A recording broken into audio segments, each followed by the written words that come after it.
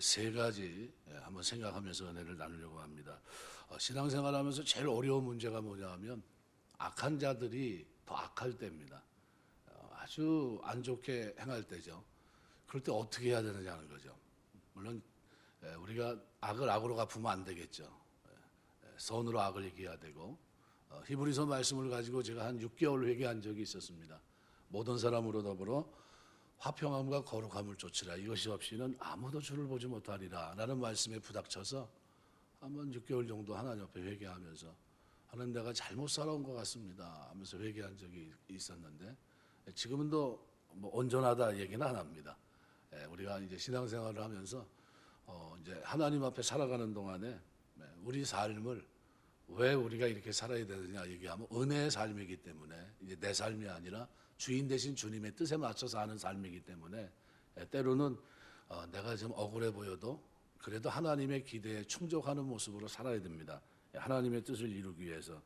악인의 가장 큰 특징을 만일 열거한다면 오늘 본문은 악인은 선행을 그들이 주장하는 것이 아니라 선행을 경험하면서도 악을 행하는 사람들입니다. 그러니까 뭐냐면 진짜 어려움 속에 많은 도움을 받았는데도 결과적으로 어떻게 해요? 선행에 대해서 악으로 갚아버립니다. 이런 모습은 예수님도 많이 경험했던 그런 모습이에요. 그래서 사실은 얼마나 예수님도 힘들었겠습니까? 요한복음 말씀해 보시면요, 10장 말씀해 보시면은 그런 말씀인데 10장 32절에 유대인들이 돌로 치려고 돌을 들어 치려 하거늘 예수께서 대답하시되 내가 아버지로 말미암아 여러 가지 선한 일로 너에게 보였거늘 그 중에 어떤 일로 나로 돌로 치려 하느냐, 이렇게 질문한 적이 있어요. 예수님이 지금 하시는 모든 일들이 뭡니까? 선하신 분이에요. 선하시고 선하신 행위로, 그죠? 그들에게 모든 것들을 어떻게 해요? 그렇게 베풀어 줬는데, 근데 돌을 치려고 합니다. 선을 악으로 갚아요. 도대체 지금 뭐로 너희는 나를 돌로 치려고 하느냐? 도대체 제목이 뭐냐? 이걸 물어보는 장면인데 굉장히 의미가 있다고 생각이 됩니다. 오늘 본문은 바로 그런 부분입니다. 내가 선을 악으로 갚아 나의 영혼을 외롭게 하나. 아주 뭐 대단히 힘든 장면입니다. 그래서 다윗은 사울을 위해서 어떤 역할을 했냐 하면 충성을 다합니다. 최선을 다했거든요. 뭐 왜곡되게 다윗을 속여서 그를 적진에 집어넣어서 죽이려고 하는 그런 의도도 가지고 엉뚱한 말도 안 되는 이런 요구를 했을 때도 다 수용합니다.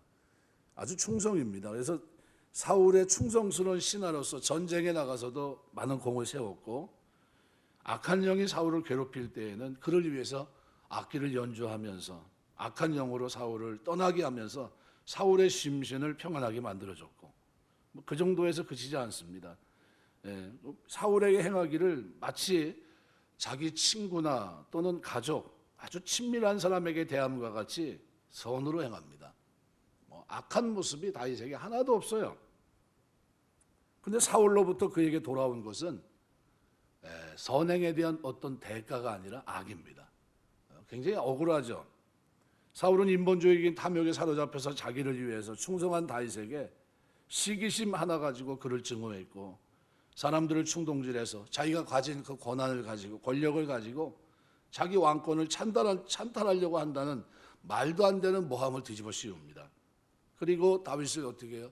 군사를 붙여서 죽이려고 합니다. 그게 군사 용사니까 저를 죽이려면 많은 사람이 필요하겠다 싶어서 3,000명이 쫓아다녀요. 실로 그는 다윗을 못 잡아먹어서 안달이 난 사람입니다. 은혜를 원수로 갚으려고 했던 겁니다. 이렇게 악인들은 선을 악으로, 은혜를 원수로 갚으려고 합니다. 그들의 관심은 선과 악이 아니라 오직 자기 유익에 관심이 있고, 자기의 유익을 위해서라면 은혜라도 원수로 갚고 악으로 선을 갚는 그런 모습을 갖고 있습니다. 반대로 의인들은 어떨까요? 악인들의 행위와는 반대가 돼야 됩니다. 선으로 악을 갚아야 돼요. 우리가 늘 기도하는 것 중에 많이 기도해야 될 것이 뭐냐 하면 바로 이 부분입니다. 하나님, 내가 살아가는 동안 악을 선으로 갚을 수 있는 사람이 되게 하옵소서. 되게 어렵거든요. 나에게 악을 행한 사람을 위해서 여러분 울면서 기도할 수 있겠습니까? 그 사람 때문에 금식하며 기도할 수 있겠습니까? 그런데 오늘 다윗은 그렇게 하고 있거든요. 그러니까 악인들이 자신에게 악을 행한다고 해도 그들과 같은 방법으로 그들을 대해서는 안 됩니다. 제가 어렸을 때 이제 동네에서 이렇게 사는데 그때 장면을 지금도 제가 잊지를 못해요. 우리 집이 한 중간 정도 있었고 맞은편에 이제 권사님 집이 있었고 근데 그 오른편에 불교 믿는 사람이 있었는데 근데 불교를 믿는 사람이 가스 이 연탄 보일러를 놓으면서 연통을 얼려면 이 권사님 집으로 연통을 이렇게 넣은 거예요. 이 권사님 집에서 뭐라 그랬냐면은 아니 연통을 이렇게 이쪽으로 하면 우리는 다 죽으라는 소리냐? 이거 이러면 안 된다. 연통을 바깥으로 해서 하늘로 띄우든가 뭐 다른 방법을 취해야지. 하필이면 우리 집 이쪽에다 이렇게 하면 우리가 잘못하면 질식사할 수 있는데 그러면서 문제가 됐어요. 그때 그 권사님이 진짜 많이 기도하시더라고요. 어렸을 때 제가 본 겁니다. 저희 어머니도 그때 신앙생활 했었으니까. 그런데 뭐 들어와서 어머니 뭐라 그러냐면 저한테 그럽니다. 저거 그 불교 믿는 분인데 저분 저러면 안 되는데. 그리고 기도를 시작하셨어요. 권사님도 뭐 기도하시고. 죄송한데 근데 그 집 남편이 불교를 섬기시던 그분 남편이 심장마비로 며칠 안에 돌아가시더라고요. 그리고 연통은 어떻게 해요? 뜯겼어요. 그렇게 하지 말라고. 우리 깜짝 놀랍니다. 그 집 아들이 누군지 내가 이름도 알고 있는데 저보다 좀 아래에 있는 애라 이제 제가 알고 있는데 근데 그때 그 장면이 잊혀지지가 않아요. 신앙생활을 하면서 뭐냐면 선대했거든요. 이 권사님은 참 사람이 좋은 분이에요. 그래서 이렇게 저렇게 뭐 참 좋은 일도 많이 하신 분인데 그렇게 왔는데 그때 한 태도가 뭐냐면 기도하시더라고요. 그냥 이거 참 억울하다 싶은데 나를 죽이려고 하는 건지 이렇게 한다고 했을 때 그 얼마나 좀 부하가 치밀겠어요. 그 집에 남자가 없는 게 아니에요. 다 있었어요. 뭐 진짜 뭐 말 그대로 무시무시한 남자들이 둘씩이나 있었는데도 꼼짝 안 하더라고요. 야, 권사님이 못하게 한 거예요. 움직이지 말라고, 가만히 있으라고, 기도만 하라고. 그랬는데 죽기는 누가 죽어요? 연통을 일로 댔는데 죽기는 그쪽 집이 죽었어요. 근데 그거 보고 깜짝 놀랐어요. 아, 이게 하나님 살아계시구나. 그 간접 체험을 합니다, 제가. 여러분, 악인의 행위는 그럴지라도 의인은 어떻게 해요? 악을 악으로 갚으면 안 됩니다. 그냥 맡기고 하나님 앞에 기도해야 돼. 하나님 이거 이렇게 되는데 억울합니다. 이거 잘못하면 제가 죽게 생겼습니다. 그래서 어떻게 해요? 이 생명을 어떻게 해야 됩니까? 싸울 수도 없고 가서 싸우자니 그렇고 이건 선으로 악을 갚아야 된다는 거예요. 성도들이 악인들이 자신에게 악을 행한다고 해도 그들과 같은 방법으로 그들을 대해서는 안 됩니다.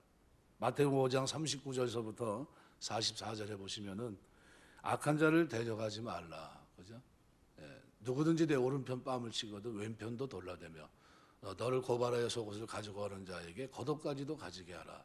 또 누구든지 너로 억지로 오리를 가게 하거든 그 사람과 심리를 동행하고 내게 구하는 자에게 주며 내게 꾸고자 하는 자에게 거절하지 말아라. 이건 계속 어떻게 원수를 사랑하며 너희를 핍박하는 자를 위해서 기도하라. 거기까지 나갑니다.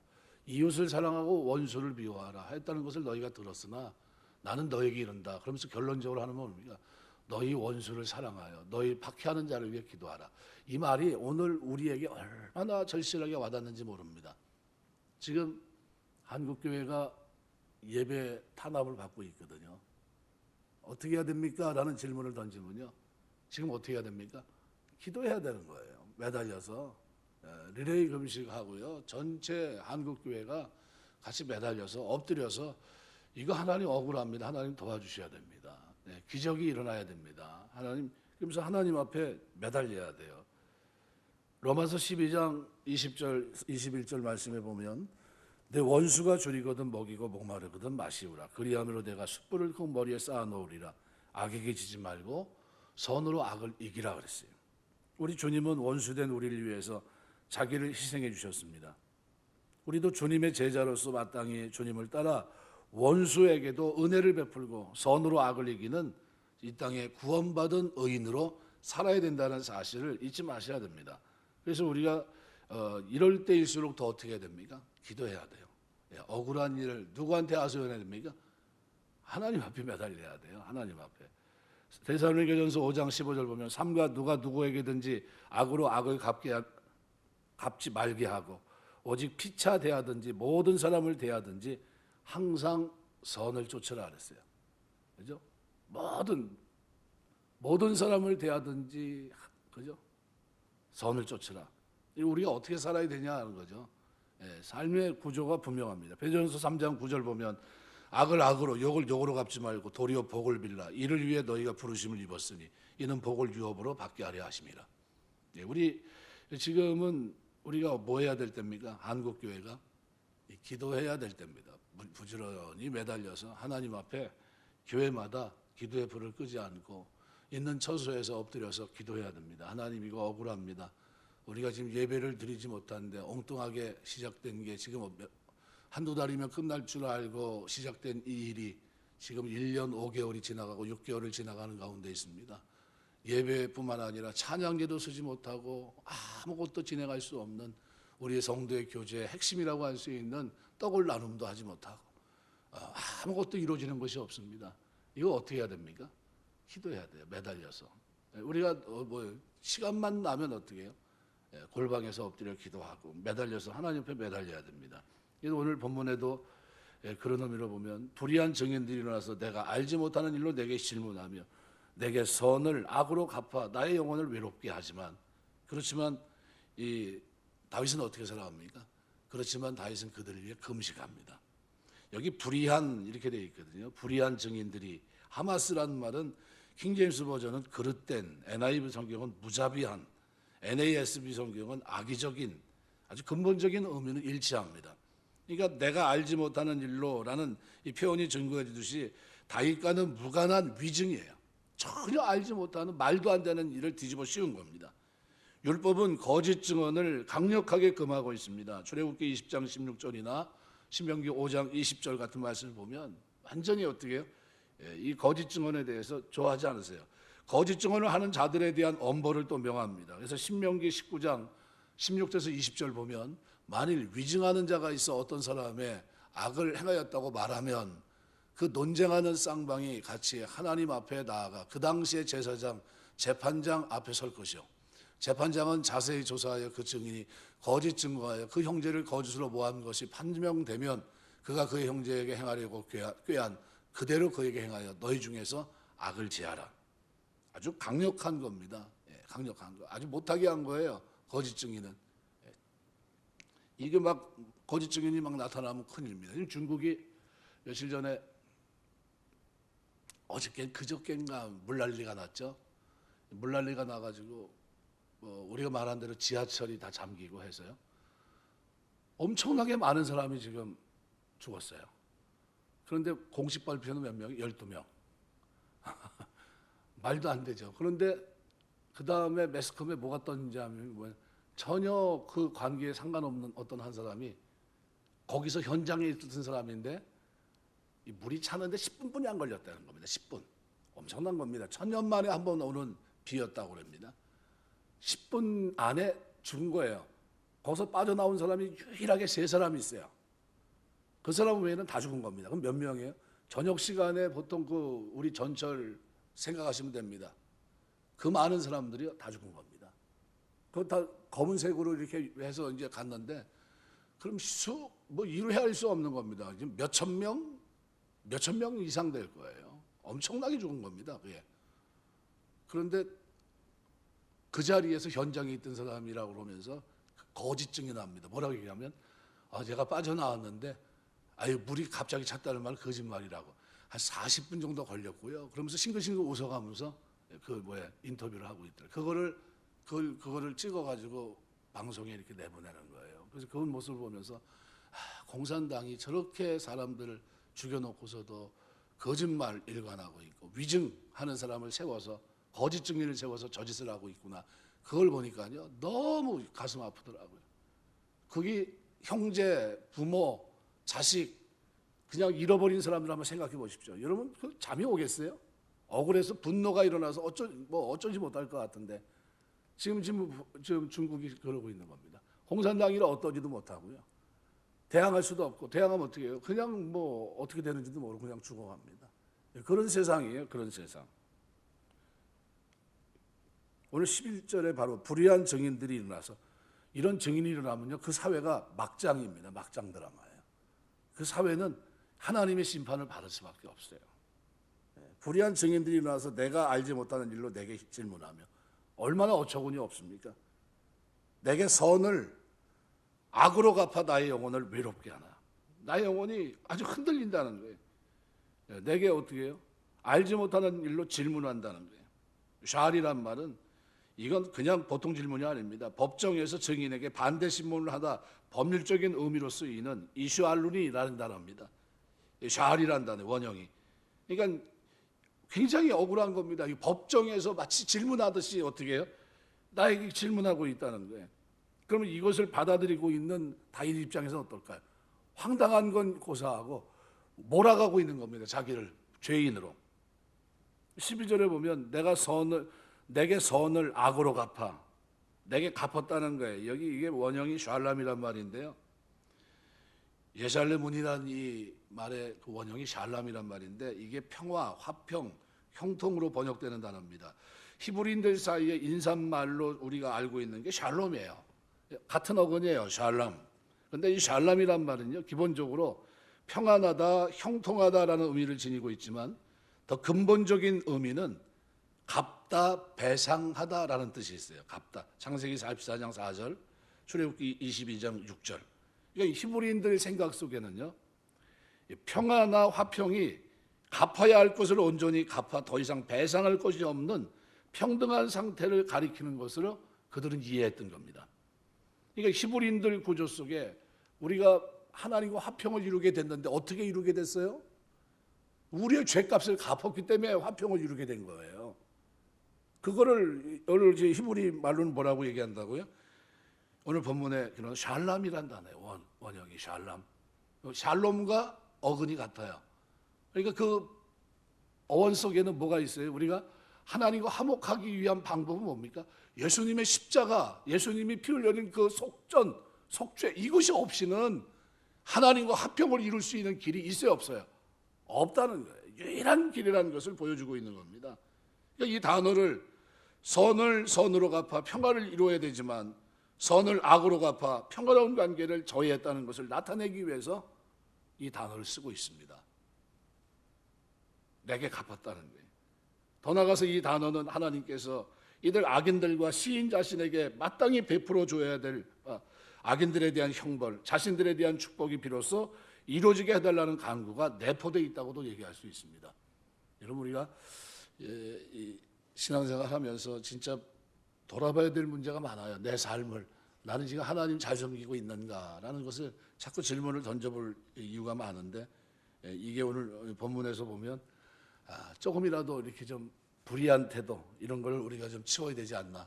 두 번째로 오늘 이렇게 어려운 일을 경험했을 때 우리가 반드시 해야 될 것이 있는데 뭐냐면 기도입니다. 원수를 위해 기도하는 거예요.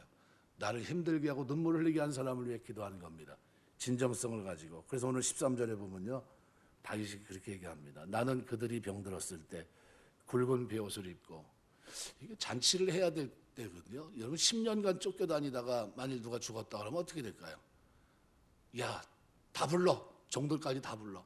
잔치하자. 이럴 것 같아요. 10년간 나를 힘들게 잠 못 이루게 하고, 그죠? 나로 하여금 피눈물 나게 하고 증오심을 불러일으켰던 그 대상이 전쟁에서 죽었다 그러면 어때요? 기쁠 것 같지 않습니까? 그런데 오늘 다윗은 그렇게 얘기하지 않아요. 나는 그들이 병들었을 때 굵은 베옷을 입으며 금식하여 내 영혼을 괴롭게 하였더니 내 기도가 내 품으로 돌아왔도다. 뭐 했다는 겁니까? 그들은 나에게 선을 악으로 갚았지만 나는 그래도 그들에게 기도의 이 자세를 버리지 않았다는 거예요. 그들을 위해서 기도했다는 겁니다. 배신자들의 행악에 대해 고발한 11절 12절에서 다윗은 이제 자신의 전날 그들에게 베푼 선행에 대해 기술합니다. 고대 근동사회에서 히브리 전통에 의하면 굵은 베옷을 입고 금식하며 기도하는 것은 비탄한 상황에 처했을 때, 감당할 수 없는 슬픔에 직면했을 때, 심각한 범죄를 저지르고 회개하는 상황에서 취하는 전형적인 행동이 바로 이 행동입니다. 사무엘하 3장 31절 보시면 다윗이 요압과 자기와 함께 있던 모든 백성에게 이르되 너희는 옷을 찢고 굵은 배를 띠고 아브넬 앞에서 애도하라 하니라. 다윗 왕이 상여를 따라가. 다니엘서 9장 3절 보면요, 내가 금식하여 베옷을 입고 죄를 덮어쓰고 주 하나님께 기도하여 간구하기를 결심하고. 다니엘 세일의 기도 있죠? 그 기도도 다니엘이 기도할 때 어떻게 해요? 금식하여 베옷을 입고 죄를 덮어쓰고. 여러분, 그 총리가, 그죠? 누구나 다 인정해주는 높은 곳에 있는 그 사람이 죄를 뒤집어 쓰는 게 쉬울까요? 힘든 장면입니다. 사람들이 날 보고 있을 텐데, 아유, 그래도 그냥 적당히 하면 되지 생각이 있을 거 아닙니까? 저건 왜 저렇게 뒤집어 썼어요? 자신의 모습을 그대로 하나님은 보인 겁니다. 그게 내가 이 본심이 이겁니다. 예레미야 25장 11절 12절 보면 이 모든 땅이 폐허가 되어 놀랄 일이 될 것이며 이 민족들은 70년 동안 바벨론의 왕을 섬기리라. 여호와의 말씀이니라. 70년이 끝나면 내가 바벨론의 왕과 그의 나라와 갈대인의 땅을 그 죄악으로 말미암아 벌하여 영원히 폐허가 되게 하되. 뭐 때문에 기도했습니까? 하나님이 예레미야에 이미 예언한 말씀을 붙잡고, 저들 시대가 영원합니까? 아니요. 하나님이 심판한다는 걸 알았습니다. 그래서 어떻게 해요? 죄를 뒤집어 쓰고 하나님 앞에 엎드려 구한 겁니다. 다윗은 지금 자신을 대적하고 억울한 고통을 지우는 사람들을 위해서 전날 자신이 그와 같은 행동을 취하였다고 고백합니다. 그들의 고통스러운 상황에 대해서 즐거워하거나 외면하지 않았고 마치 자신이 당하는 고통처럼 슬퍼했다는 사실을 증언합니다. 이러한 다윗의 자세는 악인들의 행실과는 극명하게 대조를 이루고 있는 것이 아닐 수 없어요. 이것은 우리 그리스도인들이 이 땅에 사는 동안 어떻게 살아야 되느냐를 보여줍니다. 바로 이 장면이에요. 우리가 지금 기품 속에서 우리가 살고 있는 이 기품 속에서 어떤 상황입니까? 아주 괴로운 상황이에요.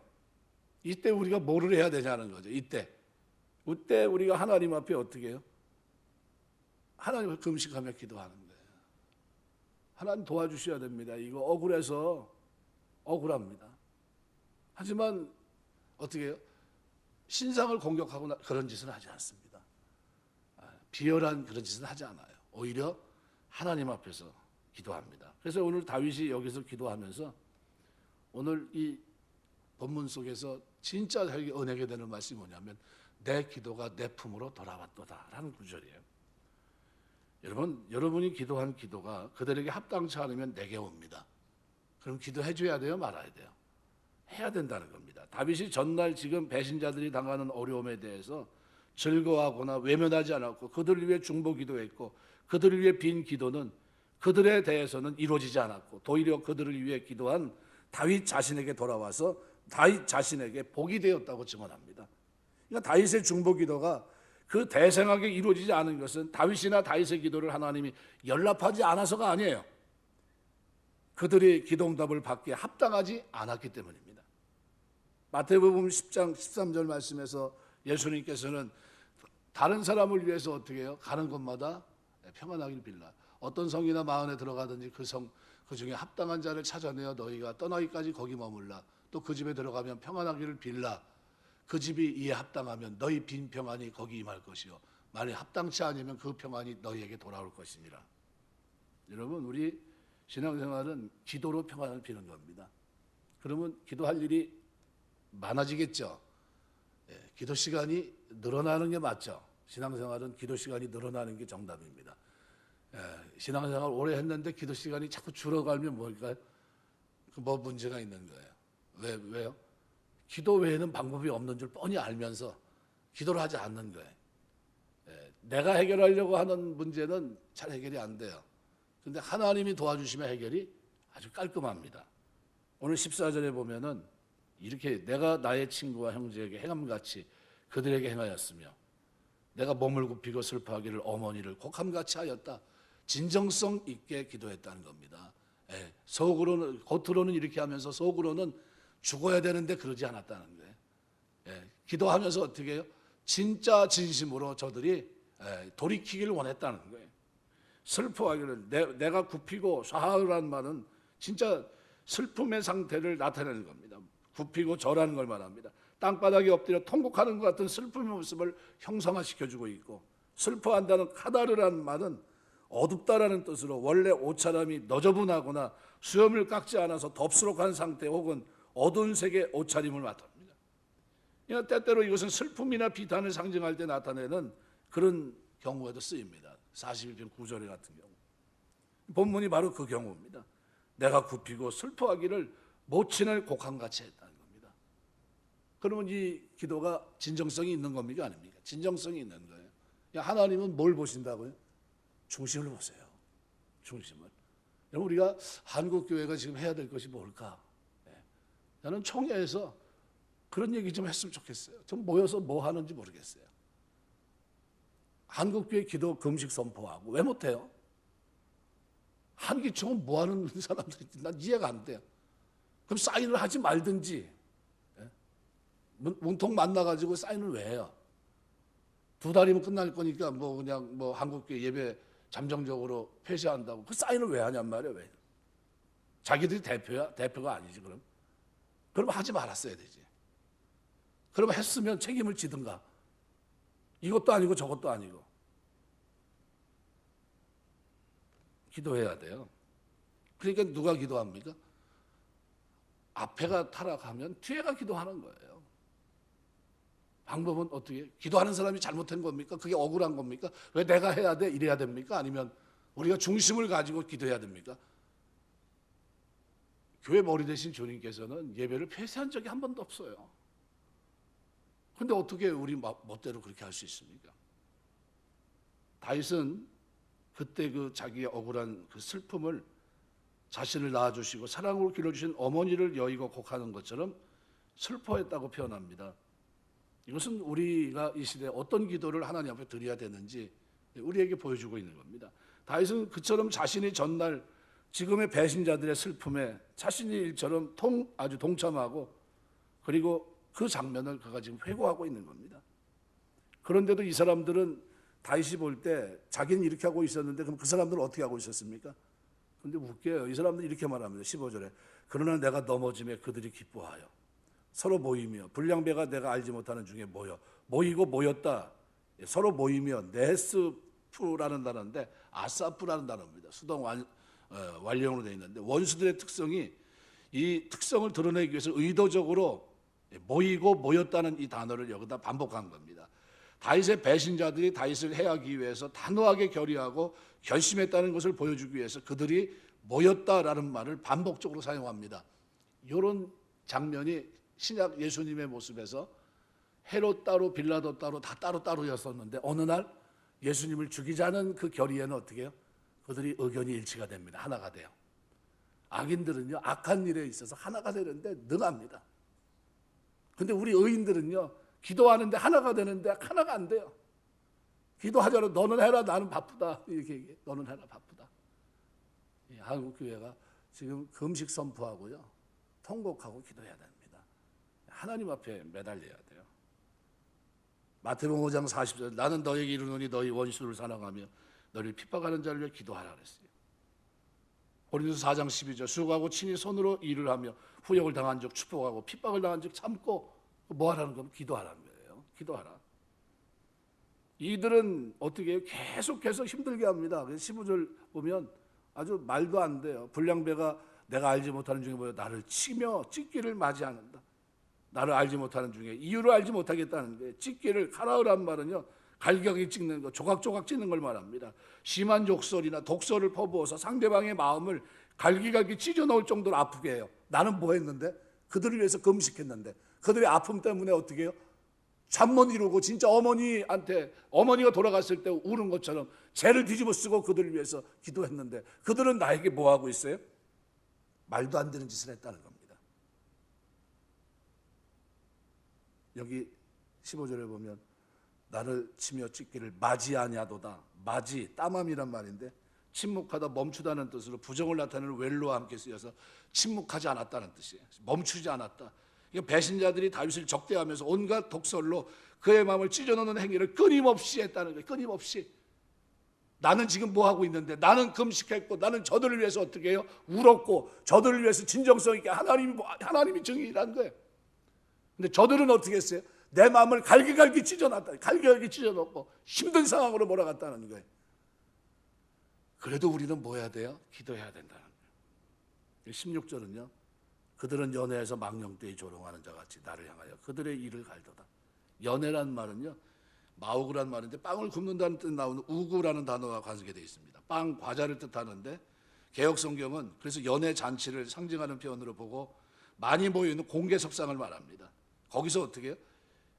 비방하는 말, 조롱하는 말, 말도 안 되는 말을 덮어 씌운 거예요. 망령되이. 그죠? 아주 굉장히 안 좋은 거죠. 공개 석상에서 망령되이 조롱하기를 좋아하는 사람들, 그들이 다윗을 향해 이를 갈고 있었다는 거예요. 다윗이 불경건한 신성모독이라는 뜻의 하네프를 사용한 것은 원수들의 악행이 단순히 자신만을 향한 것이 아니라 궁극적으로 하나님을 향한 것이라는 의미를 전달하기 위해서입니다. 하나님이 기름 부으사 신전왕국의 왕으로 예선한 자신을 적대시하는 것은 하나님을 대적하는 것과 마찬가지인데, 그래서 본문은 다윗의 고발에는 악을 자행하는 자들의 사악함을 밝히는 의미와 더불어서 그들이 마땅히 하나님의 징벌을 받아야 되는 이유를 밝히는 의미가 함축되어 있습니다. 여러분, 우리 신앙생활하면 오늘 이 기품 속에 있다는 거 여러분 잊지 마세요. 1년 5개월 6개월째 지금 예배가 제대로 이루어지지 않고 있어요. 공포 분위기를 조성하고 있고요. 마치 큰 죄를 지는 것처럼 사회 악의 모습으로 이렇게 호도하고 있고요. 말도 안 됩니다. 그죠? 형평성은 전혀 없고요. 우리 헌법의 기본이 뭡니까? 대한민국 정부는 국민의 모든 재산과 건강 여기를 지켜줄 권리가 있어요. 그 책임이 있습니다. 그런데 왜 이딴 식으로 하는지 모르겠어요. 우리는 대한민국 국민이 아닌가요? 교회를 하나님을 섬기는 사람들은 천국 사람이라 이 사람들은 대한민국 국민이 아닌가요? 재산과 건강에 대해서 책임져야 될 국가가 책무가 있는 겁니다. 근데 그거를 포기하면 더 이상 하지 말아야죠. 내려와야지. 오늘 17절 18절에서는 그런데도 이렇게 얘기합니다. 주여 어느 때까지 관망하시려 하나이까. 억울해요. 10년간 그런 생활을 했다고 생각해 보십시오. 하루 이틀도 아니고. 내 영혼을 저 멸망자에게서 구원하시며 내 유일한 것을 사자들에게서 건지소서. 내가 대회 중에서 주께 감사하며 많은 백성 중에서 주를 찬송하리이다. 무슨 얘기입니까? 11절에서 16절 보면 악으로 선을 갚는 악인들의 악행을 고발합니다. 그런데 다윗은 그때 뭐하고 있었어요? 진정성 있게 금식하며 기도했어요. 죄를 뿌리고. 근데 17절에서는 주여 어느 때까지 관망하시렵니까? 이게 자신의 생명을 속히 멸망자에서 구원해달라는 겁니다. 의역하면 언제까지 주께서 바라만 보시고 얼마 동안 참으시겠습니까? 공의 하나님께 지금 묻는 거예요. 다윗의 호소는 원수들로 인한 그의 고통이 오랜 기간 동안 지속되고 있었다는 것을 시사해 줍니다. 사울에게 10년간 쫓기는 삶을 살아야 했던 다윗입니다. 고통이 얼마나 컸겠어요. 다윗이 볼 때 하나님은 그저 고통을 바라만 보고 계신 것처럼 여길 수 있습니다. 왜요? 힘들어요. 너무 고통스럽습니다. 그러나 하나님을 신뢰했지만 하나님이 자기의 기도에 응답하지 않고 자기를 고통 중에 그대로 놔두시는 것을 우리 경험하고 있었을 때 하나님을 어떻게 해요? 야속한 분으로 아마 생각할 수도 있었습니다. 그리고 이제는 언제까지 자기 고통을 지켜보기만 하실 것이냐고 탄원합니다. 하나님께서 다윗을 이처럼 오랫동안 고통 가운데 그 마음고생, 갈갈이 찢기는 그 고통을 하나님 보시면서도 감찰하신 하나님이 아실 텐데도 방치하시고 바라만 보고 계시다면 거기에는 이유가 있기 때문입니다. 어떤 이유일까요? 하나님의 선하신 계획이 있다는 겁니다. 이것을 연단이라고 해요. 연단. 하나님이 뭘 만드는 겁니까? 다윗의 마음을 일구시는 거예요. 마음밭을. 하나님은 성도들을 연단해서 성숙한 신앙으로 가지도록 하기 위해서 성도들이 고난당하는 것을 보고도 그냥 보실 때가 있어요. 사실 능력의 하나님께서 고통을 바라보기만 있는 것은 하나님께도 견디기 힘든 고통입니다. 왜요? 내 사랑하는 자식이 지금 뭐 하고 있어요? 예배에 힘들어하고 있기 때문에. 하지만 하나님은 성도의 더 큰 유익을 위해서 참고 기다리십니다. 물론 그때 하나님은 성도의 상태를 세밀히 관찰하시고 심해지는 고통으로 인해서 실족하는 일이 없도록 배려하십니다. 고린도서 10장 13절 말씀. 사람이 감당할 시험밖에는 너희에게 당한 것이 없나니 오직 하나님은 미쁘사 너희가 감당하지 못할 시험당을 허락지 아니하시고 시험당할 즈음에 또한 피할 길을 내사 너희로 능히 감당하게 하시느니라. 이 예배 회복도 하나님이 피하게 하실 줄 믿습니다. 때가 있어요. 그때까지 어떻게 해요? 견디는 거, 인내하는 겁니다. 그러므로 우리는 고통을 당할 때 하나님께 호소하되 하나님께서 참고 기다리시는 동안 우리 역시 어떻게 해야 돼요? 참아야 돼요. 견뎌야 됩니다. 뭐 해야 돼요? 기도해야 돼요. 하나님께서 참으실 때 우리가 참지 못하면 우리는 실패하는 성도가 됩니다. 정녕 하나님 우리를 구원하시기 위해 당신의 아들까지 희생하실 만큼 우리를 극진히 사랑하시는 분입니다. 이를 믿음으로 고통 속에 있어도 하나님께서 참으실 때까지 오늘 우리는 끝까지 인내하면서 뭐 해야 돼요? 기도의 자리에 있어야 돼요. 우리 집사님 물어보더라고. 언제까지 기도할 거냐고. 그래서 기도는 하는데 내심 우리 집사람이 이제 절 보면서 늘 걱정을 합니다. 저는 뭐 살은 언제나 뺄래나. 그게 늘 고민이에요. 그래가지고 이참에 저녁 금식한다 그러니까 그걸 좀 계속 유지했으면 하는 생각이 있나 봐요. 참 아주 고민이에요, 저도. 예. 근데 저녁을 금식하니까요, 좋은 게 있더라고요. 살이 빠져요. 진짜 살이 빠지는 것 같아. 감사하더라고요. 야, 이게 일석이조인가? 그래서 이때를 위해서 하나님이 또 그냥 또 굶기라고 하시나? 이제 별 생각을 지금 다 합니다. 예. 그리고 이제 운동 안 하려 했더니 또 운동하자 그래가지고 또 끌려 나갔어요, 걷는데. 그러니까 조금 빠지는 것 같아요. 예, 참 감사하죠. 말씀했겠습니다. 어느 때까지, 얼마나 오랫동안 주여 이제 더 이상 반박하지 마시고 구원을 베풀어 주십시오. 이 얘기를 하기 위해서는 우리에게 무슨 진정성 있는 기도가 있어야 되지 않겠습니까? 말씀했겠습니다. 신앙생활은 기도생활입니다. 어려움이 없는 정이 없었고요. 여태까지 초대교회에서부터 지금까지 많은 어려움이 있었고요. 한국교회도 일제를 겪으면서 많은 신사참배의 불행함도 겪고요. 지금도 우리가 살아가는 시대뿐만 아니라 저 북녘 땅에는 종교의 자유가 없는 땅입니다. 우리 땅에는 우리가 지금 이제 경험해 보는 거예요. 종교의 자유가 얼마나 중요한 것인지.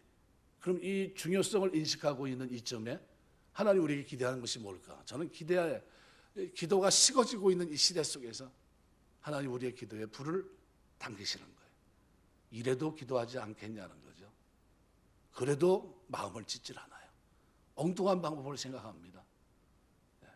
근데 이때 우리가 생각할 가장 중요한 결정이 있다면 뭡니까? 주님, 기도의 자리로 나가겠습니다. 한국교회가 기도의 자리로 나가는 겁니다. 교회들이요, 전체가 어떻게 해요? 통곡하는 겁니다. 한국교회가요, 죄를 뒤집어 쓰고 하나님 앞에 엎드려 회개하면요, 해결됩니다. 깜짝 놀랄 겁니다. 어떻게 이런 일이 일어나냐고. 놀랄 겁니다. 우리 뭐 하고 있어요, 지금요? 기도하기보다는 다니엘이 총리의 자리에 있으면서 뭐 했다고요? 죄를 뒤집어 쓰고 나 지금 금식하고 기도하고 있다는 걸 보이고 있어요. 그럼 우리가 하나님 앞에 지금 해야 될 일이 있다면 뭘까요? 바로 저는 이거라고 생각합니다. 공의 하나님께. 하나님 억울합니다. 가서 뭐 행정 얘기 소용없어요. 공무원은 시키는 대로 하는 겁니다. 그럼 누가 그 마음을 변화시켜야 돼요?